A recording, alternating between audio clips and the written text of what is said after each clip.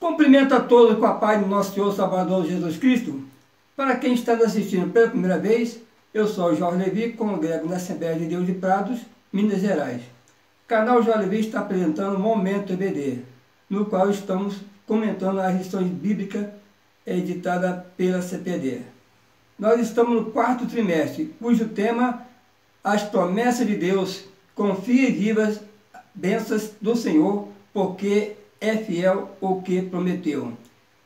Estamos na lição 6, cujo título é a promessa de cura divina.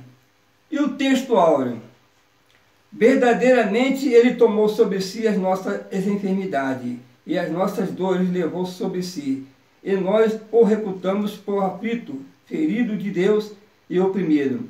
Isaías capítulo 53, versículo 4. A verdade prática: Jesus é o médico dos médicos, e não há enfermidade que ele não possa curar. A leitura bíblica em classe está em Isaías 53, versículo 1 ao versículo 5, e também em Mateus capítulo 8, versículo 14 e ao versículo 17, e também Tiago capítulo 5, versículo 14 e versículo 15. Eu não vou estar lendo, mas aquele que nos acompanha lê nas suas revistas da sua escola bíblica dominical. Vamos à introdução. Na cruz do Calvário, o Senhor Jesus realizou uma obra completa de salvação. Essa obra efetivada por Ele nos autoriza a clamar pela cura divina. Nesta lição veremos que no plano divino o Senhor nosso Deus desejou curar o seu povo para o alívio do sofrimento. Esse plano ocorreu de maneira poderosa no ministério de Jesus, sendo consumado no poder da obra do Calvário. Jesus Cristo cura sim. A promessa de cura é um dos aspectos mais preciosos da obra redentora de Cristo. Ao entregarmos nossa vida a Ele, recebemos não apenas a salvação espiritual, mas também a provisão para a cura física e emocional. Jesus, durante o seu ministério terreno, manifestou o desejo divino de aliviar o sofrimento, curando os enfermos e libertando os oprimidos. A sua obra na cruz do Calvário foi completa, abrangendo tanto a redenção dos pecados quanto a restauração da saúde. Nessa lição, exploraremos a profundidade da promessa de cura, fundamentada no poder do sacrifício de Cristo e no amor de Deus por seu povo. Vamos para o primeiro tópico: a promessa bíblica da cura divina. E o primeiro subtópico: a promessa messiânica de Isaías 53. A profecia bíblica de Isaías 53 apresenta o Senhor Jesus como o Messias, o Cristo de Deus, que foi pregado na cruz do Calvário para a nossa redenção. Dessa forma, a obra do Calvário foi operada de maneira completa, perfeita e plena, de modo que, além de ser redimido ou liberto do império do pecado, o salvo também recebe cura das doenças por causa da obra do Calvário. Sim, o nosso Senhor Jesus sofreu em nosso lugar, tanto o sofrimento físico quanto o espiritual, e por isso a obra de salvação é completa. Além disso, o evangelista confirma o cumprimento da profecia de Isaías no ministério de Jesus. Por isso podemos afirmar que Jesus salva e cura. Em Isaías 53 é um dos textos mais poderosos e proféticos do Antigo Testamento, revelando o caráter e a missão do Messias, Jesus Cristo. nesse capítulo, Isaías profetiza sobre o servo sofredor, que carregaria sobre si mesmo as dores e enfermidade da humanidade. A descrição é profundamente detalhada e aponta para a obra expiatória de Cristo na cruz, onde ele não apenas tomou sobre si os pecados do mundo, mas também as nossas enfermidades. O versículo 4 declara: verdadeiramente ele tomou sobre si as nossas enfermidades e as nossas dores levou sobre si, enquanto o versículo 5 enfatiza: mas ele foi ferido por nossa causa e as transgressões, e moído por causa das nossas iniquidades. O castigo que nos traz a paz estava sobre ele, pelas suas pisaduras fomos sarados. Aqui a profecia não se limita apenas na redenção do pecado, mas estende-se também à cura das enfermidades físicas e emocionais. Essa visão ampla da obra de Cristo mostra que a salvação é uma obra completa, que abrange totalidade do ser humano. O evangelista Mateus, no Novo Testamento, faz referência direta a Isaías 53:4, ao relatar as curas realizadas por Jesus, dizendo: para que se cumprisse o que fora dito pelo profeta Isaías. Então, e diz assim: ele tomou sobre si as nossas enfermidades e levou a nossa doença. Esse cumprimento do ministério de Jesus confirma que a cura física está entrelaçada com a redenção espiritual. A obra de Cristo na cruz é, portanto, total e suficiente. Ao carregar nosso pecado, ele também carregou nossas enfermidades, oferecendo uma cura que transcende o físico e alcança o espiritual. A profecia de Isaías nos dá a segurança de que em Cristo há provisão tanto para a salvação, tanto para a cura. Ele não apenas nos redimiu do poder do pecado, mas também oferece a possibilidade de sermos curados das doenças e libertos do sofrimento. Assim podemos afirmar com confiança que Jesus é o Salvador, que cura conforme a promessa revelada desde os tempos antigos. Vamos para o segundo subtópico: o cumprimento profético no ministério de Jesus. O texto bíblico de Mateus, capítulo 8, versículo 14 a 17, apresenta o Senhor Jesus curando a sogra de Pedro. Em seguida, ele recebe endemoniados, enfermos, expulsando os demônios de quem estava escravizado pelo espírito imundo e curando os enfermos que se encontravam diante dele. O evangelista Mateus se referiu a esse episódio da seguinte forma: para que se cumprisse o que fora dito pelo profeta Isaías, que diz: ele tomou sobre si as nossas enfermidades e levou as nossas doenças. Esse relato mostra que o plano de salvação de Deus levava em conta também a cura divina dos enfermos.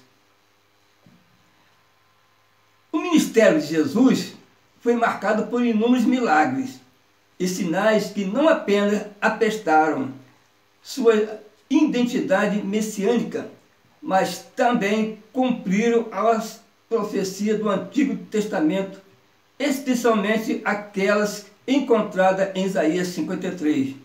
Um exemplo claro desse cumprimento encontrado em Mateus capítulo 8, versículo 14 ao versículo 17, onde Jesus cura a sogra de Pedro e logo em seguida liberta muitos outros que estavam possuídos por demônios enfermos. Ao curar a sogra de Pedro, Jesus demonstra seu poder sobre a enfermidade física, mostrando que ele é o Senhor da vida e da saúde. A narrativa de Mateus ressalta que essa cura não foi um ato isolado, mas parte de uma sequência de milagres que culminam em uma referência direta à profecia de Isaías 53, versículo 4.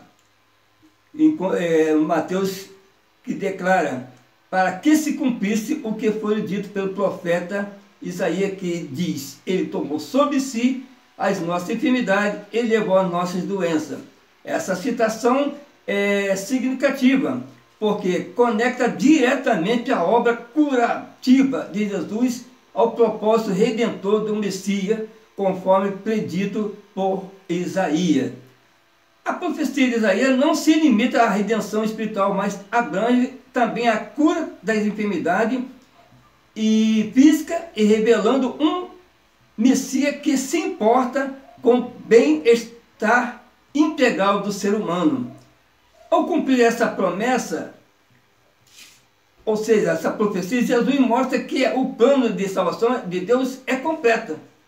Inclui restauração tanto do corpo quanto da alma.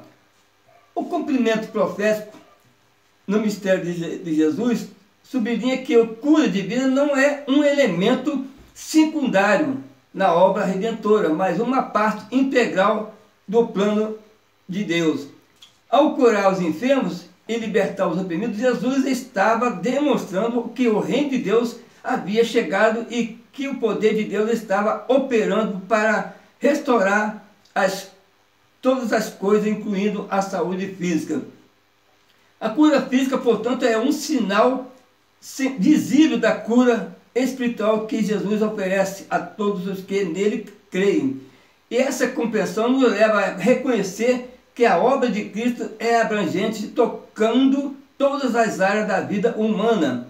O ministério de Jesus na terra, ao cumprir a promessa messiânica, nos assegura que a salvação que ele oferece não é apenas uma promessa futura de vida eterna, mas uma realidade presente que inclui a cura e libertação aqui e agora. Isso reforça a nossa fé na suficiência da abrangência da obra de Cristo, que continua operando milagre de cura da vida daqueles que confiam nele.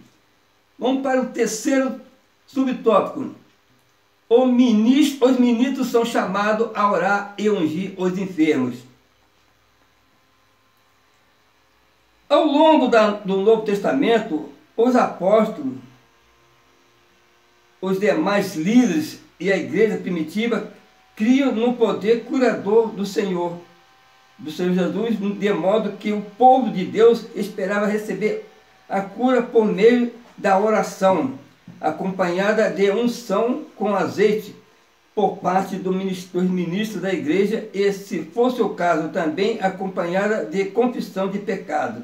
Assim, cabe como responsabilidade dos ministros de Deus ungir os enfermos com azeite e orar com fé por ele. Quantos testemunhos mostram que o Senhor Jesus ainda cura, pois se trata de uma obra consumada no Calvário. A prática de orar e ungir os enfermos, conforme orientado em Tiago, capítulo 5, versículo 14, versículo 15, é uma expressão concreta da fé cristã no poder curador de Jesus Cristo, que continua a operar por meio da igreja. Tiago, em sua epístola, exorta os crentes a chamar os presbíteros, pastores da igreja, quando alguém estiver doente, para que esses ministros orem sobre o enfermo, ungindo-o com óleo em nome do Senhor.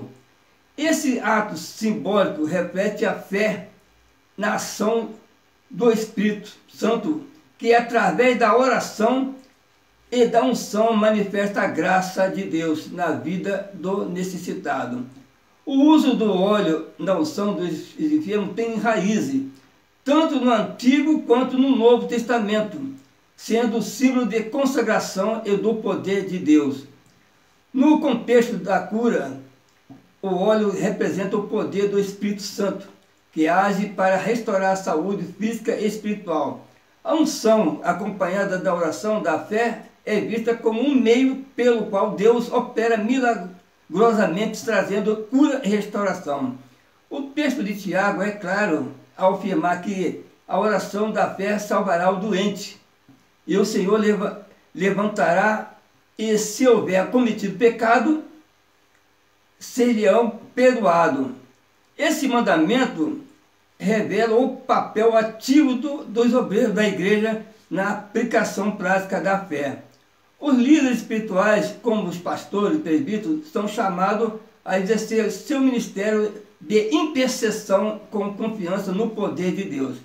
A prática de ungir os enfermos com azeite no poder de Deus, a prática de ungir os enfermos com azeite não é apenas um ritual, mas uma demonstração de obediência e ao ensino bíblico e de confiança no caráter de Deus, que é misericordioso e poderoso para curar. E além disso, Tiago também menciona a importância da confissão de pecados no processo de cura, destacando a relação entre saúde espiritual e física. A confissão e o arrependimento podem desbloquear a cura que Deus deseja conceder, restaurando não apenas o corpo, mas também o espírito.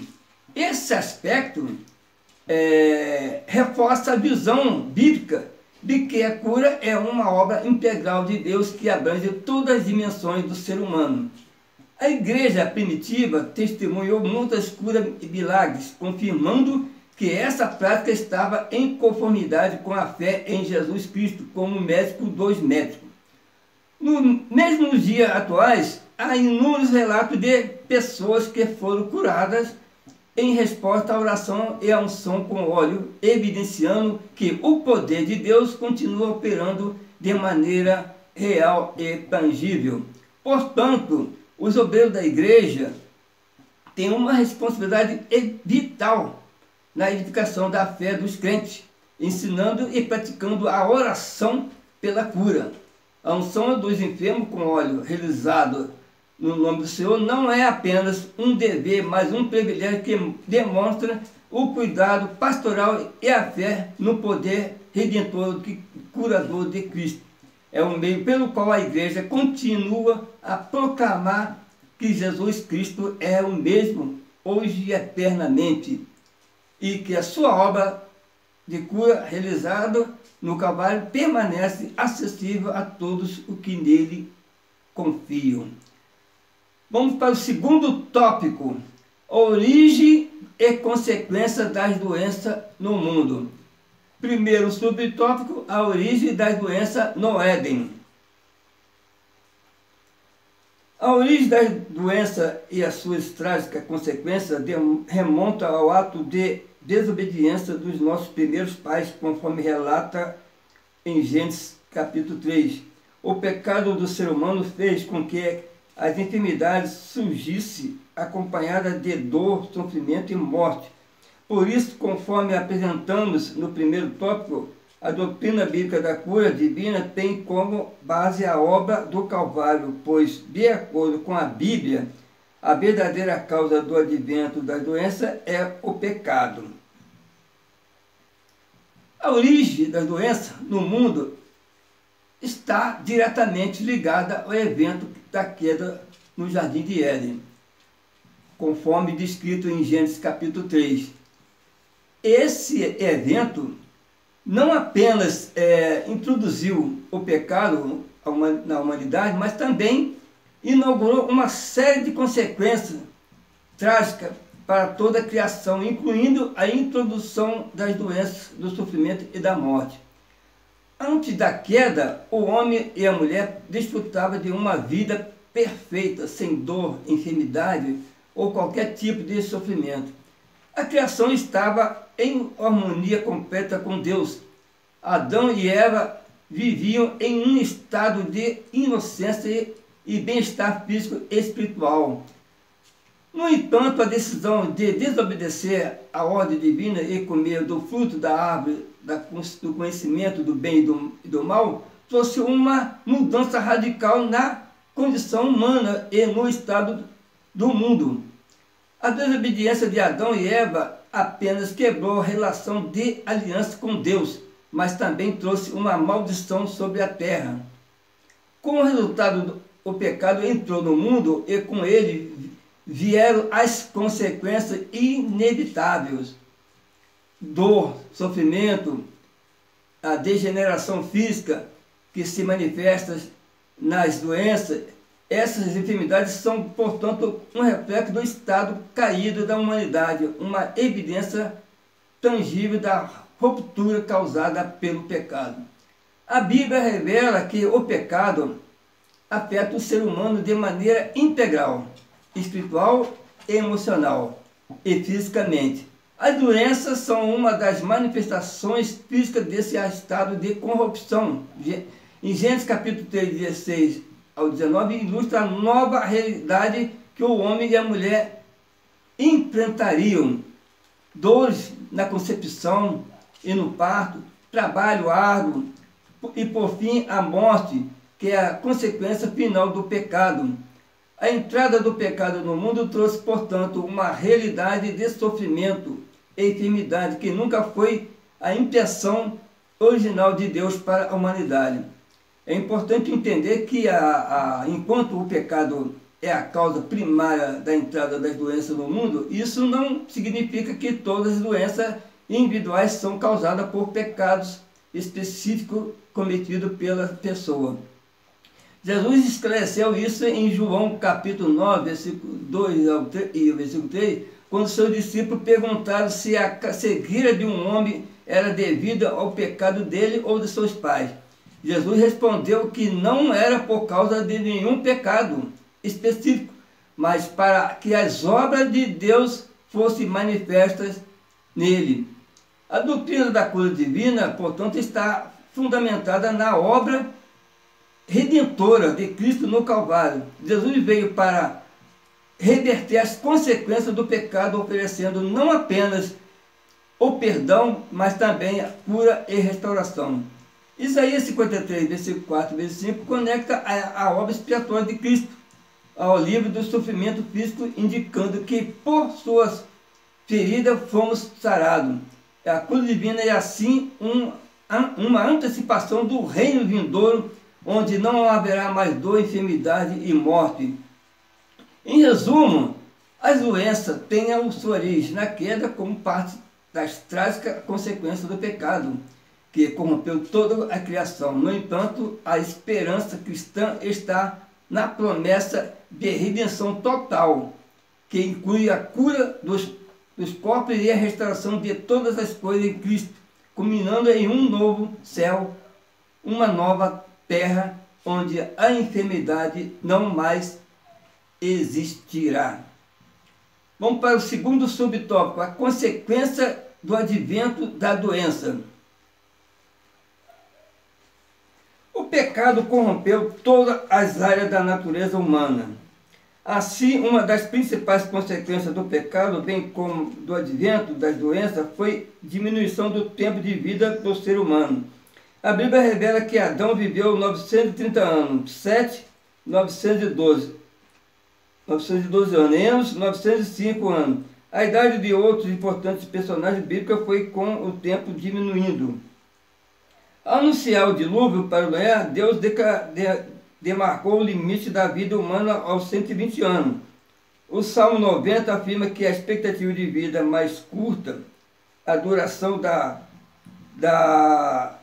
vida humana aos 120 anos, o Salmo afirma, em 90 quer dizer, a duração da nossa vida é de 70 anos. E se alguns, pela sua robustez, chegam a 80 anos, o melhor deles é a canseira e enfado, pois passa rapidamente e nós voamos. O fato é que, com o pecado e o advento das doenças, o ser humano teve o tempo de sua vida diminuído. O advento do pecado trouxe uma série de consequências devastadoras para a humanidade, afetando não apenas a espiritualidade, mas também a saúde física e a longevidade do ser humano. Uma das consequências mais notáveis da introdução do pecado no mundo foi a corrupção da natureza humana em todas as suas dimensões, incluindo a dimensão física. Essa corrupção resultou no advento das doenças, que passaram a ser uma realidade constante nas experiência humana, e com isso a diminuição gradual da longevidade humana.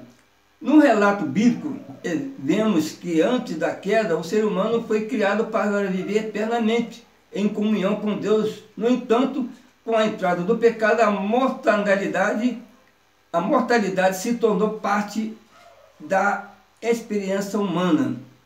A partir de Gênesis capítulo 3, a morte e a doença começaram a fazer parte da condição humana, rompendo o plano original de Deus para uma vida longa e próspera em harmonia com a criação.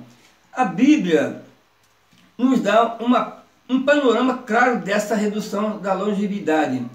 Adão, o primeiro homem, viveu 930 anos, e seu descendente imediato, como Sete, 912, e Enos, 905 anos, também desfrutaram de vida especialmente longas.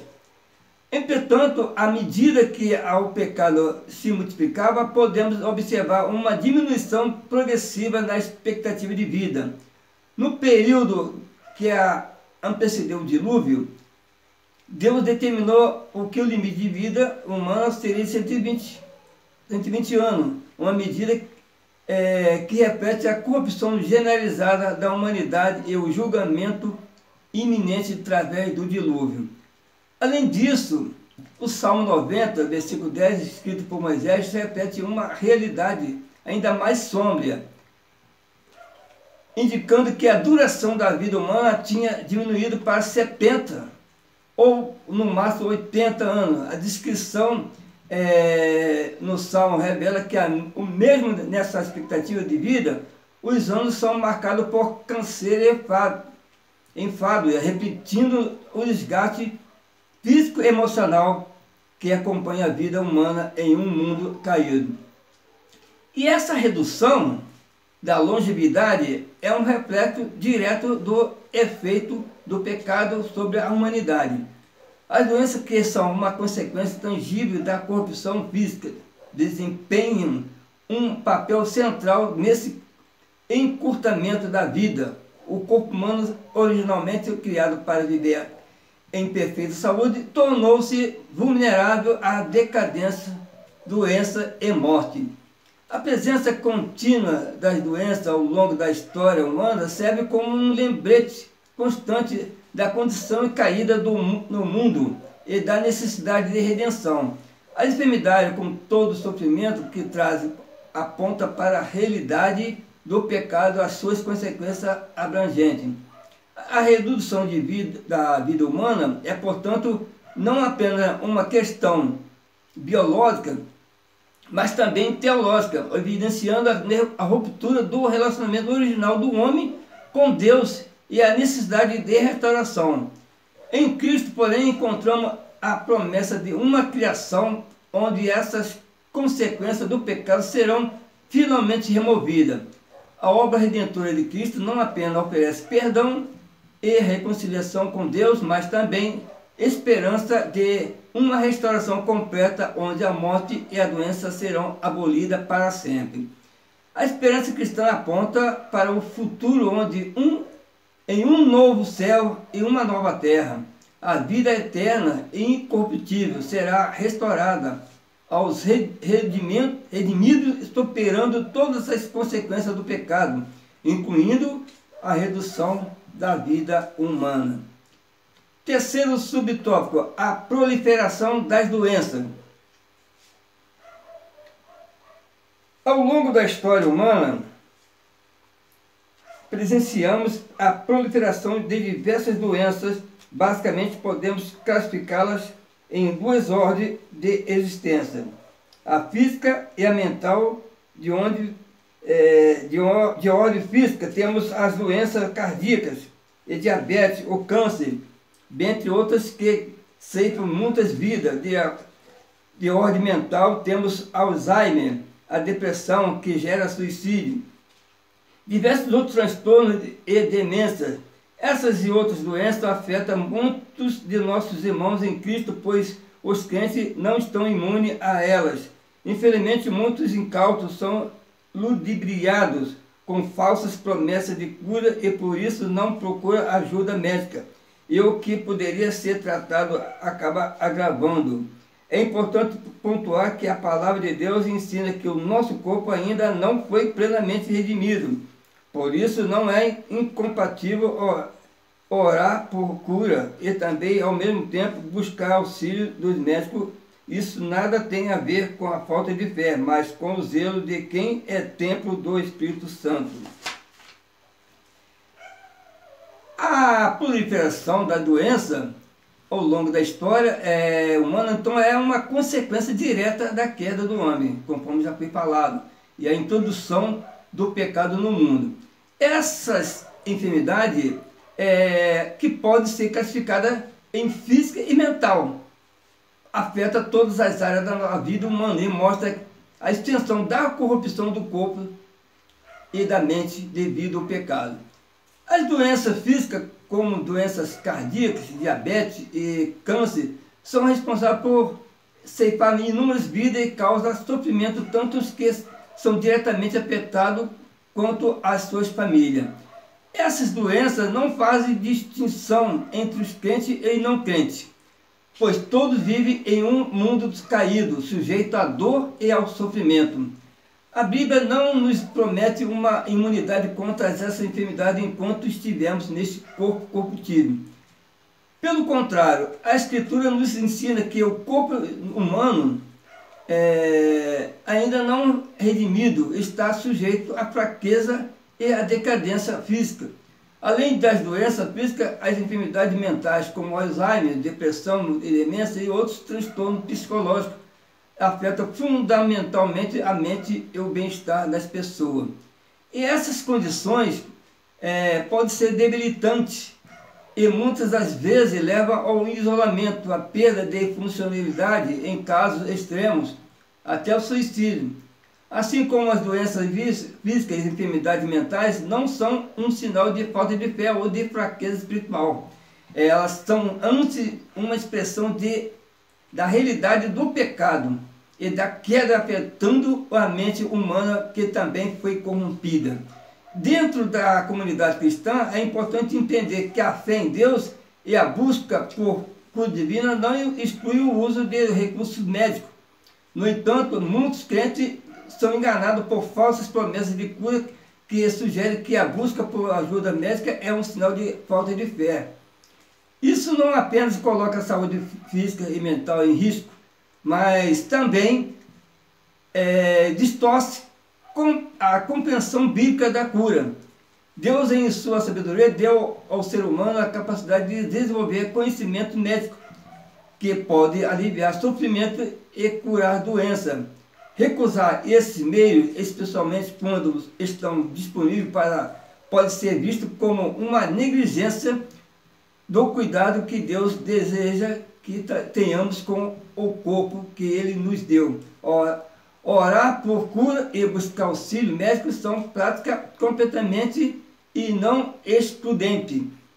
A história bíblica nos dá exemplo de Deus usando meios naturais, incluindo médicos e remédios, como parte de seu plano de cura. Um dos exemplos mais notáveis é Lucas, que era médico e também autor de um dos evangelhos, em Colossenses capítulo 4, versículo 14. A sua profissão sugere que a prática da medicina era a parte aceita e valorizada na sociedade daquela época. Ele mesmo pode ter utilizado seus conhecimentos médicos para ajudar pessoas enquanto seguia a Jesus. Além de Lucas, o Antigo Testamento também menciona o uso de remédios naturais. Por exemplo, o profeta Isaías recomendou que uma pasta de figo fosse aplicada sobre a úlcera que o rei Ezequias, e ele foi curado. Está lá em Isaías, capítulo 38, versículo 21. Este é um exemplo claro de como Deus, em sua soberania, pode operar cura tanto através dos meios sobrenaturais quanto naturais. Portanto, a Bíblia mostra que não há conflito entre fé em Deus e o uso de medicina. Deus pode escolher curar diretamente, sem intermediário, mas Ele também pode usar médicos e remédio como parte de suas providências. Isso nos ensina que buscar ajuda médica não diminui a nossa fé, mas sim reconhece que toda sabedoria e habilidade, incluindo a médica, vem de Deus. Além disso, é importante entender que enquanto vivemos neste mundo, nossos corpos permanecem sujeitos à corrupção e ao desgaste. A promessa do corpo incorruptível será realizada na ressurreição, quando receberemos novos corpos que não mais conhecerão dor, doença ou morte. Até lá viveremos em um estado de tensão entre esperança da cura divina e a realidade das doenças físicas e mentais que podem nos afligir. Assim, os crentes são chamados a uma fé equilibrada, que reconhece tanto o poder milagroso de Deus para curar, quanto a sabedoria dada aos médicos para tratar as doenças. Orar por uma cura é, ao mesmo tempo, buscar tratamento médico. Não é um sinal de falta de fé, mas sim uma expressão de confiança na providência de Deus e de responsabilidade pelo cuidado do corpo, que é um dom precioso que Ele deu. Chegamos ao terceiro tópico: Jesus Cristo cura sim. E o primeiro subtópico: a cura divina faz parte do plano de Deus. Desde Êxodo 15, podemos perceber Deus se revelando com poder curador. No deserto com Israel, Ele atuou como médico de seu povo. A declaração divina, eu sou o Senhor que te sara, deixa patente o plano de Deus em curar a pessoa, trazer alívio em suas doenças e sofrimentos. Esse plano divino fica muito claro no ministério de Jesus, que depois de curar pessoas, teve grande compaixão delas. A cura divina é uma manifestação clara do cuidado e da misericórdia de Deus para com a humanidade, e faz parte integrante do seu plano redentor. Desde os tempos antigos, do Antigo Testamento, Deus revelando o seu poder curador do seu povo. Conforme já lemos aqui em Êxodo, está lá em Êxodo capítulo 15, versículo 26, Deus se apresenta como o Senhor que te sara, revelando-se como médico de Israel. Esta declaração não é apenas uma promessa individual, mas uma revelação do caráter de Deus como aquele que deseja e pode restaurar a saúde física e espiritual do seu povo. No deserto, Deus demonstrou seu poder curador ao proteger os israelitas da doença e ao curá-los de suas aflições, estabelecendo um precedente de seu desejo de trazer alívio ao sofrimento humano. A obediência às suas leis era uma condição para experimentar essa cura, mostrando que a relação entre Deus e o seu povo incluía a provisão de saúde como uma bênção da aliança. Essa intenção divina se manifestou de forma ainda mais poderosa no ministério de Jesus Cristo. O Novo Testamento está repleto de relatos onde Jesus cura diversas enfermidades, libertando as pessoas do sofrimento físico e espiritual. Em Mateus capítulo 9, versículo 35 versículo 36, nos mostra que ao percorrer as cidades e aldeias, Jesus curava todos os tipos de doenças. Ao ver as multidões, eram movidos por grande compaixão. Essa compaixão divina reflete ao coração de Deus para com a humanidade, um coração que não apenas deseja salvar, mas também curar e restaurar. Assim, a cura divina não é um ato isolado, mas parte integral de Deus, que visa a restauração completa do ser humano. Jesus, como manifestação plena desse plano, demonstrou que a cura é um aspecto do reino de Deus, já presente entre nós, e que repete a promessa de um futuro onde não haverá mais dor ou enfermidade. Portanto, a cura divina deve ser estendida como uma expressão do amor redentor de Deus, que tanto no corpo quanto na alma, trazendo uma antecipação da plena restauração que será consumada na eternidade. Segundo o subtópico, Jesus cura. O mesmo Senhor Jesus que curou nos evangelhos é o mesmo que cura hoje. Ele tem o poder curador. Nosso Senhor é o mesmo ontem, hoje e eternamente. O Jesus que curou a mulher do fluxo de sangue, cura hoje. O Jesus que curou o cego de Jericó, cura sim. O Jesus que levantou a filha de Jairo, levanta qualquer ser humano de sua enfermidade. O poder de Jesus, por intermédio do Espírito Santo, está presente na vida da Igreja de Cristo para curar toda e qualquer enfermidade. A convicção de que Jesus cura hoje, como curou no passado, é fundamental para a nossa fé e compreensão da continuidade do ministério de Cristo. A Bíblia nos garante que Jesus é o mesmo ontem e hoje eternamente. Essa imutabilidade inclui sua capacidade de curar. A Escritura relata numerosos milagres de curas realizados por Jesus, demonstrando seu poder e compaixão. E essas ações não são meramente históricas, mas revelam a natureza contínua de seu ministério. No Evangelho de Mateus, capítulo 9, versículo 19 ao versículo 22, encontramos a história da mulher com fluxo de sangue, que ao tocar na orla das vestes de Jesus foi curada instantaneamente. E essa cura não foi apenas um evento singular, mas uma manifestação do poder curador de Jesus que ainda está disponível aos crentes hoje. Da mesma forma, em Marcos capítulo 10, versículo 46 ao versículo 52, Jesus cura o cego de Jericó, mostrando que sua capacidade de restaurar a visão física também simboliza a restauração espiritual.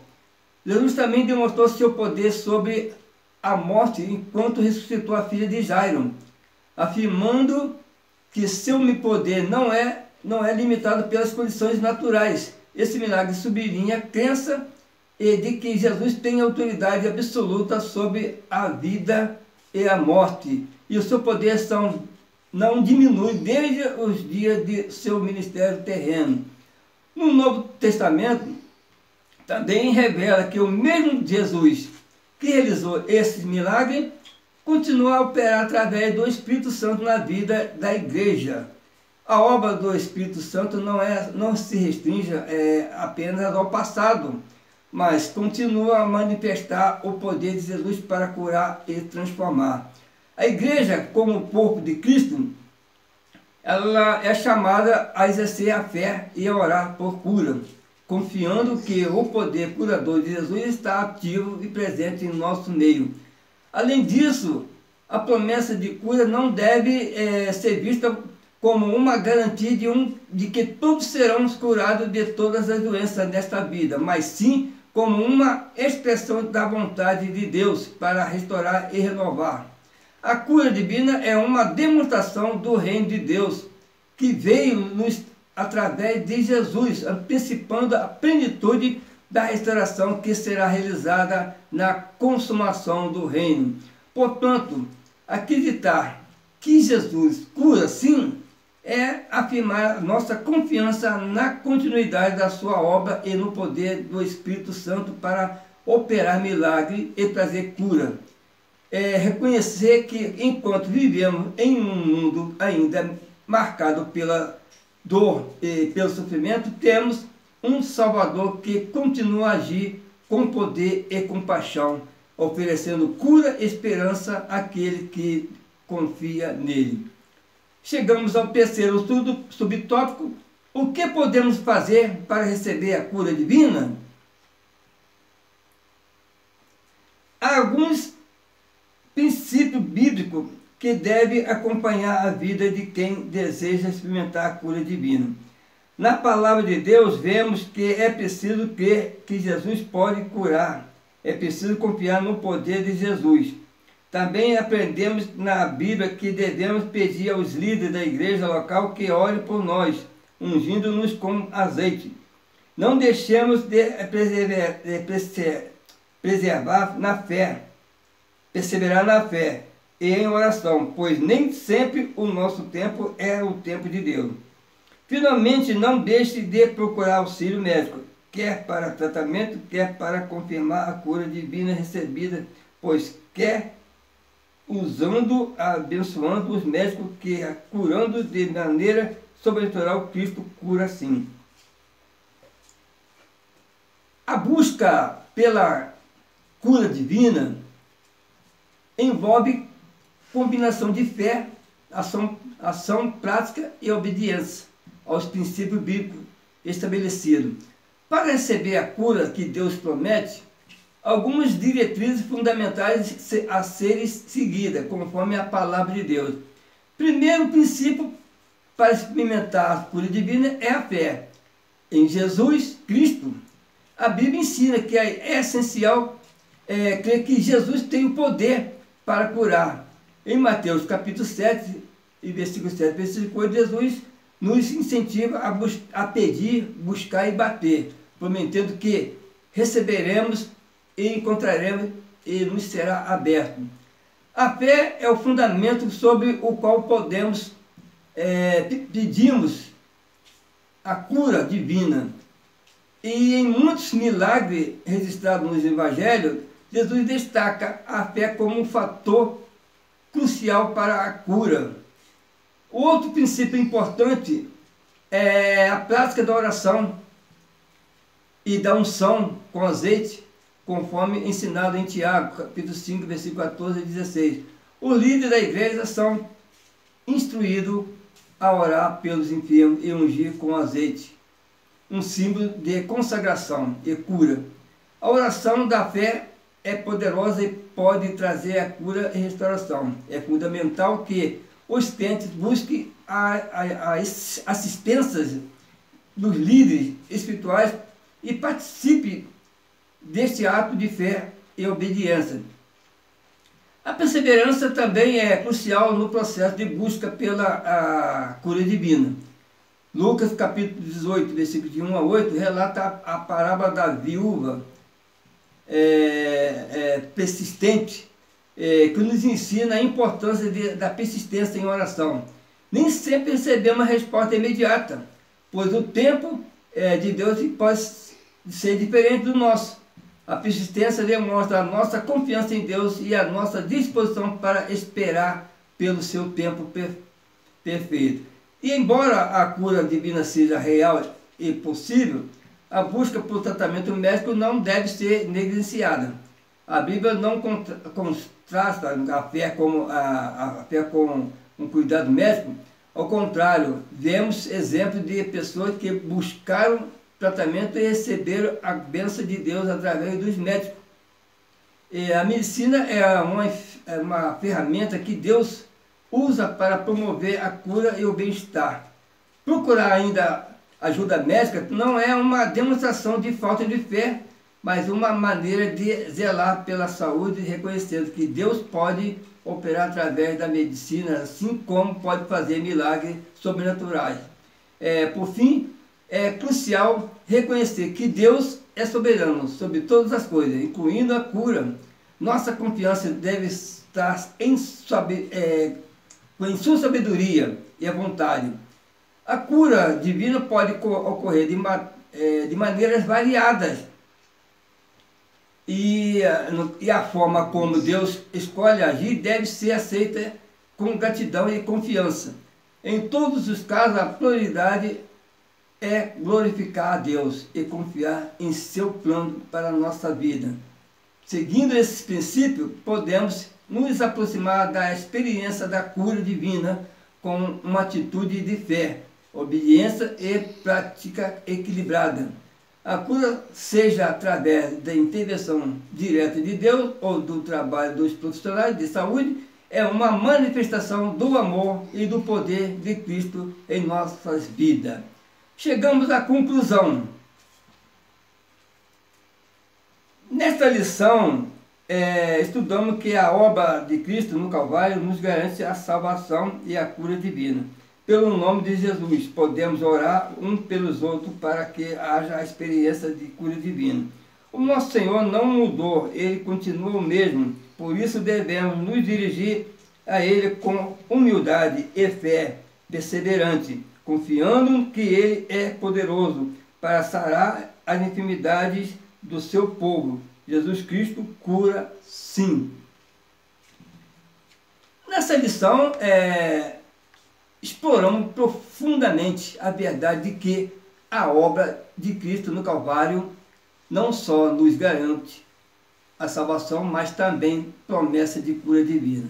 Através do ministério de Jesus, iniciado nos Evangelhos e confirmado na Escritura, entendemos que a cura é a parte integrante do plano redentor de Deus. A promessa de cura divina é uma expressão do amor de Deus e do poder de Cristo, que permanece imutável. Jesus Cristo, o mesmo ontem e hoje e eternamente, continua a ser nosso Senhor e o curador. Ele nos convida a abordar Ele com fé e humildade, crendo em sua capacidade de sarar as enfermidades e trazer alívio ao sofrimento. É fundamental que, ao buscar a cura, pratiquemos a oração intercessora, a unção com azeite e a perseverança na fé. Ao mesmo tempo, não devemos esquecer a importância de buscar os cuidados médicos, reconhecendo que a medicina também é uma bênção concedida por Deus para auxiliar na restauração da saúde. Assim devemos viver em confiança, gratidão e certo de que através de Jesus Cristo temos acesso à cura divina. Jesus cura sim, e com fé e persistente, e ação prudente, podemos experimentar a plenitude das suas promessas em nossas vidas. Chegamos no final dessa lição, uma lição muito boa, maravilhosa, deixou muito legado, muita lição para nós embasar como devemos ter confiança na ação de Deus em todas as áreas da nossa vida. Fico por aqui, que Deus abençoe, fica todos na paz de nosso Senhor Jesus Cristo. Amém.